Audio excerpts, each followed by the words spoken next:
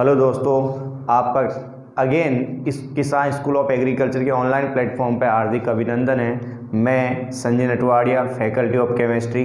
तो जैसे कि अपन ने लास्ट वीडियो के अंदर बात करें तो अपन ने आयनन ऊर्जा की बात की थी। आयनन ऊर्जा बोल दो, चाहे आयनन एंथैल्पी बोल दो, चाहे आयनन विभव बोल दो, स्टडी किया था आवर्ती प्रॉपर्टीज के अंदर।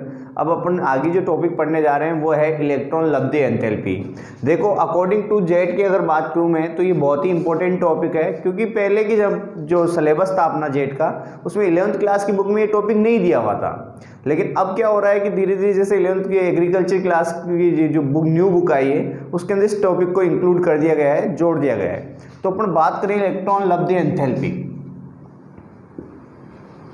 इलेक्ट्रॉन लब्धि एंथैल्पी,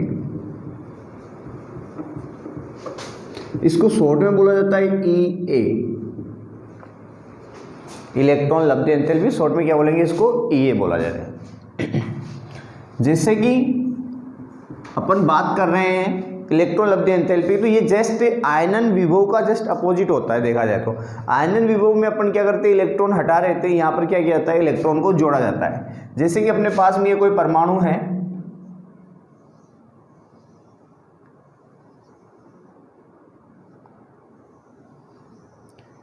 ये परमाणु का अपने पास में हो गया आउटर मोस्ट सेल,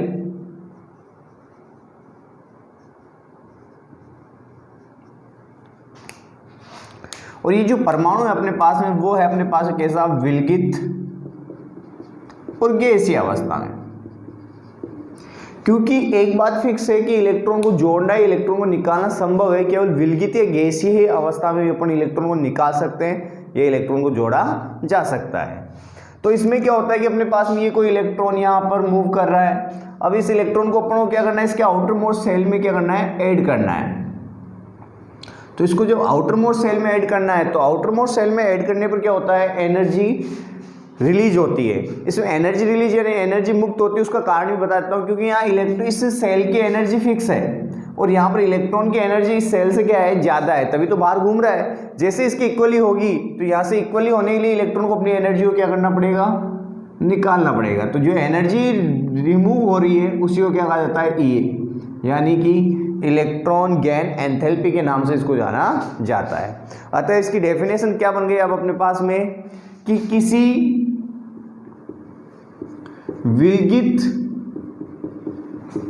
गैसीय परमाणु के बाह्यतम कोश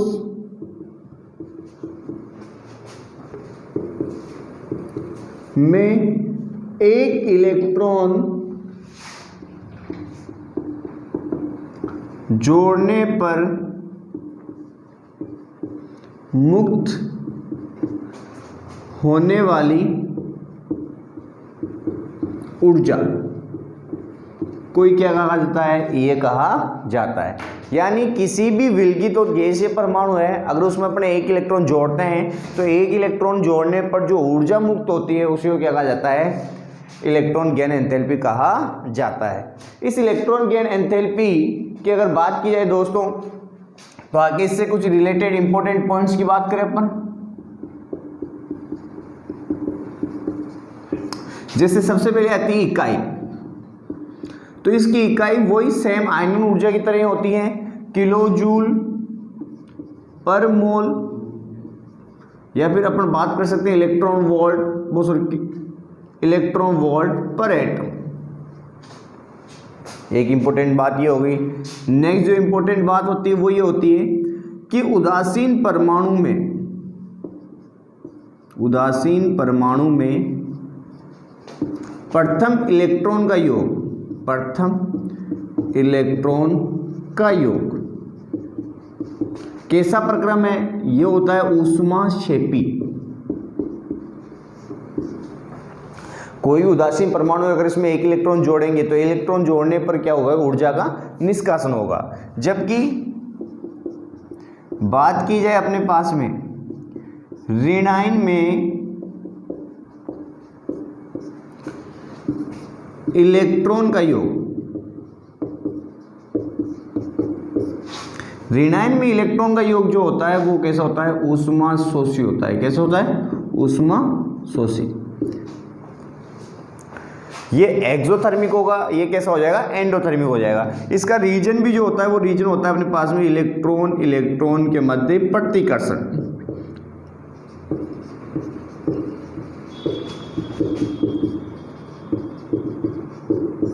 तो ये चीज ध्यान में रखने वाली बात है।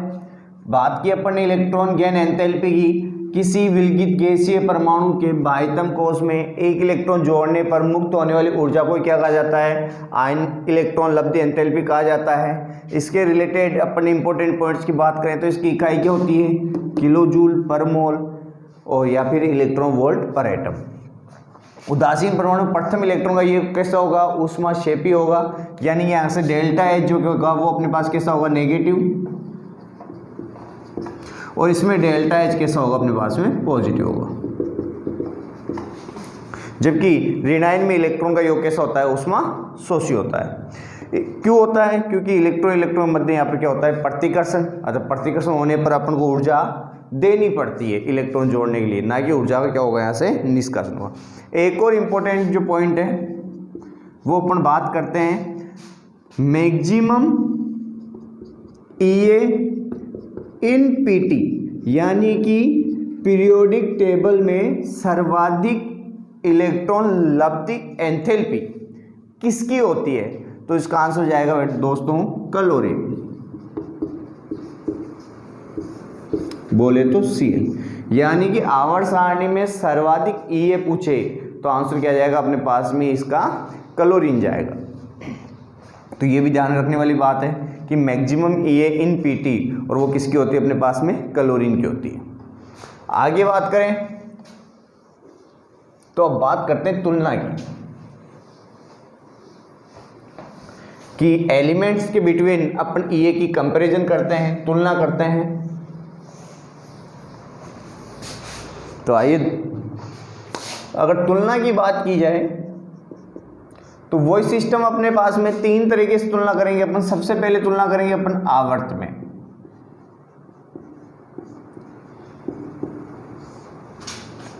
और आवर्त में ध्यान रखना है कि Ea जो है वो समानुपाती होती है जेड इफेक्ट के।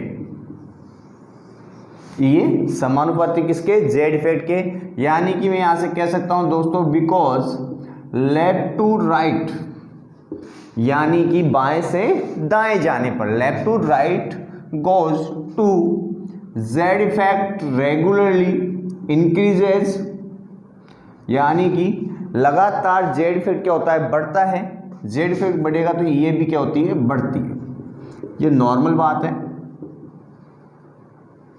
नॉर्मली बात की जाए तो ध्यान रखने वाली बात है कि अपन किसी भी आवर्त में बाएं से दाएं जाते हैं तो जेड इफेक्ट रेगुलरली क्या होता है, इंक्रीज होता है। जब जेड इफेक्ट रेगुलरली इंक्रीज होगा तो अपने पास में ये भी क्या होगी, बढ़ेगी। अब बात आती है इसके अपवादों की। पहला अपवाद,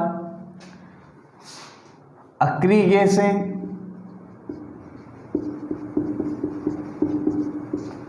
क्षारीय मृदा धातुओं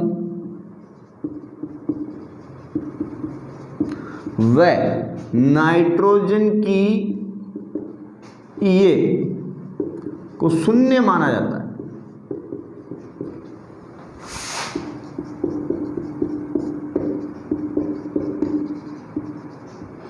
किस किस की, अक्रिय गैसें, क्षारीय मृदा धातुएं और नाइट्रोजन की Ea को क्या माना जाता है, शून्य माना जाता है। यानी कि शून्य मानने का कारण है कि इलेक्ट्रॉन जो ऐड होता है, तो इलेक्ट्रॉन ऐड होने पे ऊर्जा का निष्कासन ना होकर ऊर्जा का क्या होता है, अवशोषण।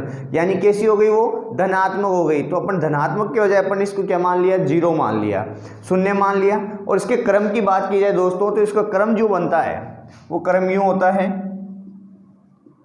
सबसे ज्यादा होती है किसकी, नाइट्रोजन की, इससे कम होगी क्षारीय मृदा धातुओं की, और इससे कम होगी किसकी, सबसे कम किसकी होती है, अक्रिय गैसों की। ये चीज आपको ध्यान रखनी, सबसे इन तीनों सबसे ज्यादा किसकी, नाइट्रोजन की, इससे कम क्षारीय मृदा धातुओं की, इससे कम किसकी, अक्रिय गैसों की। इसका रीजन होता है इसका P3 विन्यास, इसका रीजन होता है H2 विन्यास, और इसका रीजन होता है H2 P6 विन्यास के कारण ऐसा होता है, क्योंकि ये हाफ फील्ड हो गया, ये फुल फील्ड हो गया और ये क्या हो गया, फुल फील्ड है और ऑक्टेट रूल को क्या कर रहा है, फॉलो कर रहा है। यहाँ इसका साइज, नाइट्रोजन का जो कॉन्फ़िगरेशन है उसके साथ साथ इसका नाइट्रोजन का जो साइज है वो भी यहाँ पर एक निर्भरता है, क्योंकि साइज इसका बहुत ज़्यादा छोटा हो जाता है तो इलेक्ट्रॉन के मध्य रिपल्सन बहुत ज़्यादा पाया जाता है। इसके अलावा जो नेक्स्ट अपने पास में एक्सेप्शन आता है वो होता है विन्यास। अगर दोस्तों विन्यास की बात की जाए तो ध्यान में रखना है S1 विन्यास वालों की EA ग्रेटर देन होती है NP1 विन्यास वालों से, और आगे ध्यान रखना है नाइट्रोजन छोड़कर अन्य एलिमेंट्स की बात की जाए तो NP2 वालों की ज़्यादा होगी किससे, NP3 वालों से। ये विन्यास के अपने पास में क्या है, एक्सेप्शंस है। अब करते हैं अपन कंपेरिजन। कंपेरिजन जैसे मैंने सेकेंड आवर्त ले लिया, सेकेंड आवर्त में आगे अपने पास lithium, beryllium, boron, carbon, nitrogen, oxygen, fluorine और दोस्तों आगे कौन, नियोन। आप कुछ मत करो, सबसे पहले इनका इलेक्ट्रॉनिक कॉन्फ़िगरेशन लिखो। लिथियम का होता है अपने पास में S1, बेरिलियम का होता है S2, बोरोन का होता है P1, इसका होता है P2, इसका होता है P3, फिर आ गया P4, P5 और ये हो गया P6। अब जो एक्सेप्शंस दिए हुए हैं पहले उनको अपन मार्क करते हैं। जैसे एक आगे अपने पास में नियोन, एक आगे अपने पास में जैसे नाइट्रोजन और एक आगे अपने पास कौन सी, क्षारीय मर्द धातु। अब इनको उठाकर अपन पहले सेट कर लेते हैं। जैसे अपने पास में क्या हो जाएगा, सबसे कम होगी नियोन की इनमें, इससे ज़्यादा किसकी हो जाएगी, बेरिलियम की, और इससे ज़्यादा किसकी हो जाएगी, नाइट्रोजन की। अब नेक्स्ट एक्सेप्शन आता है कि S1 की एनर्जी P1 से क्या होती है, ज़्यादा होती है, यानी कि जहाँ P1 आना चाहिए तो वहाँ S1 आ जाएगा, जहाँ S1 आना चाहिए तो वहाँ क्या होना जाएगा, P1। यानी कि अपने पास क्या हो जाएगा, यहाँ पे बोरोन आ जाएगा, इसके बाद लिथियम, फिर कार्बन, फिर ऑक्सीजन और फिर कौन आ जाएगा, फ्लोरीन। ठीक है दोस्तों, तो ये सिस्टम आपको ध्यान रखना है। सबसे पहले जो एलिमेंट्स दिए उनका इलेक्ट्रॉनिक कॉन्फ़िगरेशन पुटअप करना है, लिखना है, फिल करना है, देन उसको क्या करना है, अपन को तुलना करनी है। इसके साथ में अपन अगर अगेन बात करें, जैसे मैं ये सेकेंड आवर था, थर्ड आवर में बात करते हैं अपन।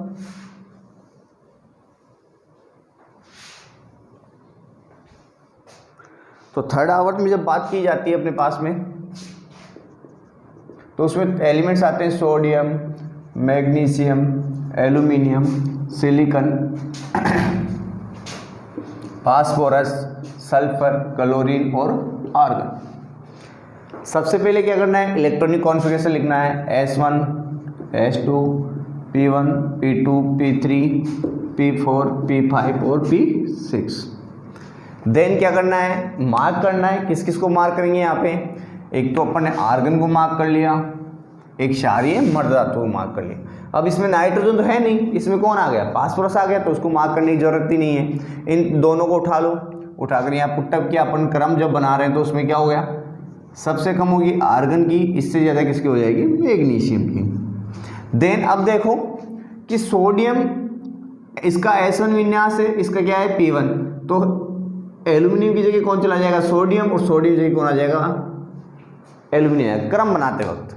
यानी कि यहाँ सोडियम को आना चाहिए था, लेकिन यहाँ सोडियम ना आकर कौन आएगा, एल्यूमिनियम, यहाँ कौन आ जाएगा, सोडियम। फिर P2 की ज़्यादा हो जाएगी किससे, P3 से, यही हो गया। तो यहाँ कौन आना चाहिए, सिलिकॉन, लेकिन कौन आएगा, फास्फोरस, फिर सिलिकॉन, फिर सल्फर और फिर कौन आ गया, क्लोरीन। Maximum in Pt। सर्वाधिक EA किसकी होती है, क्लोरीन की होती है। तो ये चीज़ आपको ध्यान में रखनी है। तो आवर्त में इतना ही ध्यान रखना है कि EA जो है वो जेड इफेक्ट की क्या होती है, प्रोपोर्शनल होती है, यानी जेड इफेक्ट बढ़ेगा तो EA भी क्या होगी, बढ़ेगी। केवल अपवाद ध्यान रखने हैं, क्षारीय मर्द धातु, नाइट्रोजन और एक्टिव गैसों की ये क्या मानते हैं अपन, 0 मानते हैं, और उनका क्रम क्या होता है, सबसे ज़्यादा होगी नाइट्रोजन की, उससे कम होगी क्षारीय मर्द धातु की, और उससे कम किसकी हो जाएगी, अक्रिय गैसों की। और एक विन्यास के अपवाद, S1 की ज़्यादा होती है किससे, P1 से, और दूसरी P2 की ज़्यादा होगी किससे, P3 से। अब अपन तुलना करते हैं वर्ग में। और वर्ग में इतना सा ध्यान रखना है कि ये जो है वो आकार की क्या होती है, व्युत्क्रमानुपाती, यानी कि सीधी सी बात है टॉप टू बॉटम जाने पर क्या होता है कि साइज रेगुलरली क्या होगा, इंक्रीज होगा, तो ये क्या हो जाएगी यहाँ पे डिक्रीज होगी, घटेगी। एक अपवाद है जिसका ध्यान में रखना है आपको, सेकंड आवर्त एलिमेंट्स की तुलना में ये थर्ड आवर्त के तत्वों की ये क्या होती है, अधिक होती है। बस यही चीज़ आप लोगों को क्या करनी है, ध्यान रखना। इसका रीजन जो होता है वो सुनना है आपको ढंग से, कि सेकंड आवर्त के तत्वों की ये क्या होती है, थर्ड आवर्त तत्वों की ये की तुलना में कम होती है, जबकि वो ज़्यादा होनी चाहिए थी सेकंड आवर्त के तत्वों की। उसका रीजन है क्योंकि इनका आकार अत्यधिक छोटा होता है। अत्यधिक छोटा होने के कारण इलेक्ट्रॉन जुड़ने पर जो ऊर्जा का निष्कासन होता है वो थर्ड आवर्त के तत्वों की तुलना में क्या होता है, कम होता है। इलेक्ट्रॉन रिपल्सन के कारण, यानी इलेक्ट्रॉन घनत्व इनका ज़्यादा होता है, इनका क्या होता है, कम होता है। जैसे अपन एग्जाम्पल सोल्व करें, फ्लोरीन, क्लोरीन, ब्रोमीन और आयोडीन। मैं वर्ग में ऊपर से नीचे की ओर जा रहा हूँ तो आकार क्या हो रहा है, बढ़ रहा है, तो ये क्या होगी, डिक्रीज होगी। लेकिन ये कौन से एलिमेंट, सेकेंड आवर्त एलिमेंट, और ये कौन से, थर्ड आवर्त, तो यहाँ घटने के बजाय क्या होती है, बढ़ती है, फिर लगातार क्या होती जाएगी, घटती जाएगी। अतः फ्लोरीन की ये सर्वाधिक ना होकर आवर्त सारणी में, और किसकी हो जाती है, क्लोरीन की। एक और एक्सेप्शन है वो ध्यान में रखना है, अगर इनमें बात की जाए ऑक्सीजन ग्रुप के अंदर, यानी चैल्कोजन वर्ग में अगर बात करें अपन, तो वर्ग में ऊपर से नीचे की ओर जाने पर आकार क्या हो रहा है, बढ़ रहा है, तो ये लगातार क्या होगी, डिक्रीज होगी। सीधी सी बात है। लेकिन ध्यान रखने वाली बात ये है कि इसमें ऑक्सीजन की ये जो है वो मिनिमम इन ग्रुप, यानी इसकी ग्रुप में ऑक्सीजन की ये जो है वो न्यूनतम होती है, क्योंकि इसका आकार अत्यधिक छोटा होता है और इलेक्ट्रॉन घनत्व क्या होता है, उच्च होने के कारण। यानी क्रम क्या बन जाएगा, सबसे ज़्यादा सल्फर की, फिर सेलेनियम, टेलुरियम, पोलेनियम, और सबसे कम किसकी हो जाएगी, ऑक्सीजन की। तो दोस्तों ये वर्ग की कहानी थी। अगर आगे बात की जाए अपने पास में, तो आफ्टर ग्रुप्स की बात करें अपन, तो फिर स्टडी करेंगे सम इलेक्ट्रॉनिक में। और सम इलेक्ट्रॉनिक में क्या होता है,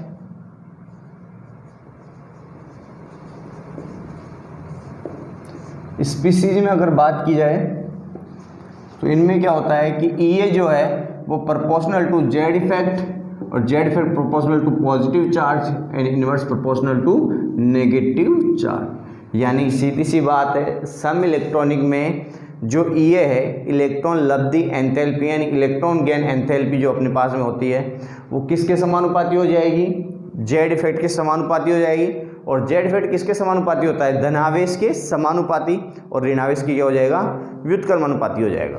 तो यहाँ से अपने पास क्या निकल के आता है कि जैसे अपन सम इलेक्ट्रॉनिक की बात कर लें, N3 minus, O2 minus, F minus, Na plus, Mg2 plus, Al3 plus. तो सीधी सी बात है, ये सब सम इलेक्ट्रॉनिक है। 10 इलेक्ट्रॉन्स प्रेजेंट इन, बिकॉज इसके पास में 7 इलेक्ट्रॉन्स थे, अपन ने 3 इलेक्ट्रॉन्स और ऐड कर दिए, टोटल कितने हो गए, 10। इसका एटॉमिक नंबर होता है 8 प्लस 2 इलेक्ट्रॉन्स और ऐड कर दिए, कितने हो गए, 10। क्योंकि जब नेगेटिव चार्ज आ रहा है तो मतलब इलेक्ट्रॉन ऐड कर रहे हैं, पॉजिटिव चार्ज आ रहा है तो मतलब इलेक्ट्रॉन को रिमूव किया जा रहा है। तो यहाँ से ये सब के सब में 10 के 10 इलेक्ट्रॉन है, यानी सारे क्या है, सम इलेक्ट्रॉनिक है। तो जब मैं इसमें इधर की ओर जाऊँगा तो धनावेश लगातार क्या हो रहा है दोस्तों, बढ़ रहा है। धनावेश अगर बढ़ेगा तो यहाँ से ये भी लगातार क्या हो जाएगी, बढ़ेगी। तो ये बात थी अपने पास में सम इलेक्ट्रॉनिक स्पीसीज में। मान लो दोस्तों जैसे कोई क्वेश्चन आ जाए ऐसे कि निम्न को ये के बढ़ते हुए क्रम में जमाइए। मान लो ऐसे कोई क्वेश्चन आ गया, एलिमेंट्स दे दिए अपन को, जैसे दे दिया ऑक्सीजन, सल्फर, नाइट्रोजन और एक दे दिया अपन को मान लो फास्फोरस। ये कुछ एलिमेंट्स दे दिए अपन को। तो इनको सबसे पहले आपको क्या करना है, according to periodic table set करना है, यानी जैसे जैसे इनका पीरियोडिक टेबल में व्यवस्था है वैसे वैसे सेट करो। जैसे ऑक्सीजन उठाया अपन ने, ये ऑक्सीजन, सल्फर कहाँ आता है, ऑक्सीजन के नीचे, देन नाइट्रोजन कहाँ आता है, ऑक्सीजन पहले, और फास्फोरस कहाँ आता है, नाइट्रोजन नीचे और सल्फर से पहले आता है। ये मैंने आपको लास्ट क्लास में समझाया था, जब अपन ने आयनाइज से एनर्जी स्टडी की थी तो उसमें बताया था कि इनको कैसे व्यवस्थित करना है सारा। तो आपको अगर कोई बच्चा ये वीडियो दोबारा देख रहा है या पहली बार देख रहा है तो वो एक बार आयना ऊर्जा वीडियो जरूर देखें। इसमें क्या होता है दोस्तों कि फिर इसका विन्यास लिखना है, इसका P3, इसका भी P3, इसका P4 और इसका भी P4। अब आपको पता है या तो एक बार आवर्त में सोल्व कर लो या किस में सोल्व कर लो, वर्ग में। जैसे अपन ने आवर्त में सोल्व कर लिया, आवर्त में क्या होगा कि लेफ्ट टू राइट जा रहा हूँ तो ये बढ़ेगी, बढ़ गई। जब मैं टॉप टू बॉटम जाऊंगा तो टॉप टू बॉटम जाने में मैंने कहा था कि आकार बढ़ता है तो ये घटेगी, सही बात है नहीं। लेकिन इसमें एक्चुअली दोस्तों क्या होता है कि मैंने बता दिया आपको कि सेकंड आवर्त के तत्वों की ये थर्ड आवर्त के तत्वों की ये की तुलना में क्या होती है, कम होती है। उसका कारण भी मैंने बताया था आप लोगों को। तो ये सेकंड आवर्त के तत्व हैं और ये कौन से के हैं, थर्ड के हैं। तो जैसे ही ऊपर से नीचे की ओर जाऊंगा तो ये क्या हो जाएगी, बढ़ जाएगी। अब आपके पास दो ऑप्शंस आ गए यहाँ पे कि एक तो हो गया सल्फर, भी इसकी हो गई मैक्सिमम और नाइट्रोजन की हो गई मिनिमम। अब इनको क्या करना है, कौन से क्रम में जमाना है, बढ़ते हुए क्रम में। कौन से क्रम में, बढ़ते हुए, यानी कि छोटे से किसकी ओर चलेंगे, बड़े की ओर। यानी सबसे कम किसकी, नाइट्रोजन की, और सबसे ज़्यादा किसकी, सल्फर की। ये अपने पास में सीक्वेंस आ गई। अब अपने पास में ये 2 है, यानी कि सेकंड आवर्त का है, और ये कौन से आवर्त का है, थर्ड आवर्त का। तो दोस्तों इसमें दिक्कत वाली बात कुछ नहीं है, यहाँ फिर थर्ड आवर्त का आएगा और फिर यहाँ पे क्या आएगा, सेकंड। अब थर्ड आवर्त को कौन बचा अपने पास में, फास्फोरस, और यहाँ कौन आ जाएगा अपने पास में, ऑक्सीजन। तो ये इसका क्या हो गई, तुलना हो गई, ये इसकी तुलना। तो आपको ध्यान में रखना है।